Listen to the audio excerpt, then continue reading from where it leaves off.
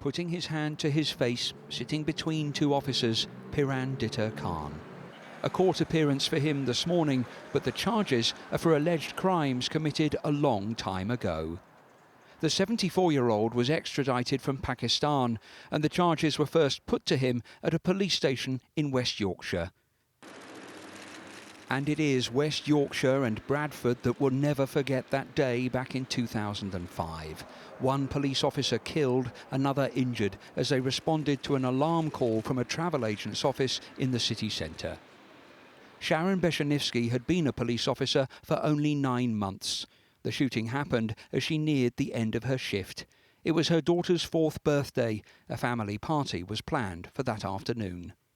I remember reporting on this story at the time. After the shooting here, Sharon's colleagues came running up the street to the scene because back then there was a police station just a couple of streets away, but it was already too late. The city came to a standstill for her funeral.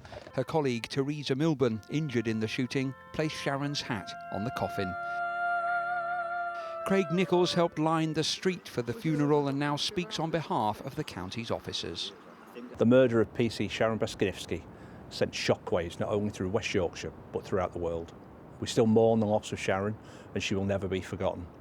I know my colleagues within West Yorkshire will now be watching closely the wheels of justice turning in this case.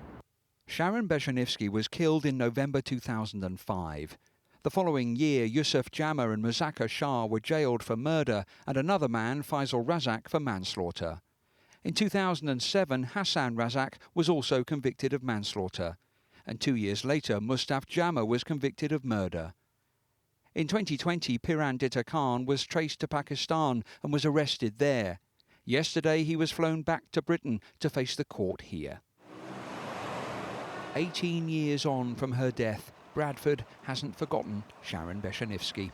The memorial stone stands in the city centre, not far from where she died.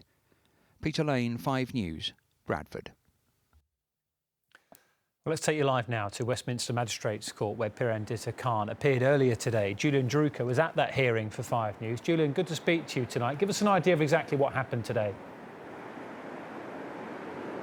Hi there, Dan. It was only a very brief hearing here this morning, only 5 minutes or so. And Mr. Khan entered the dock in Court 1 of the building at around 10 a.m. Now, he'd arrived at court here at 8 o'clock this morning. He was wearing a blue and white Nike tracksuit top.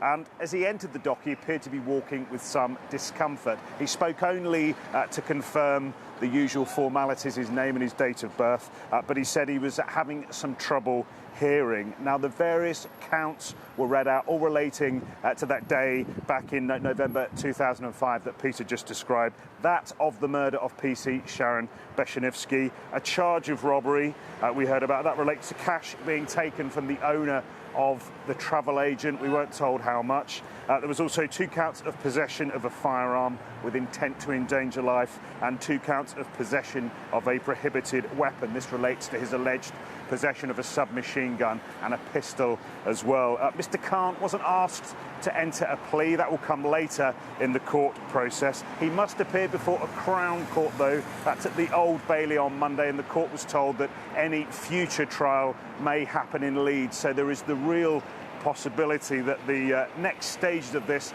could happen around the 18th anniversary of the tragedy. Julian Drucker, thank you very much.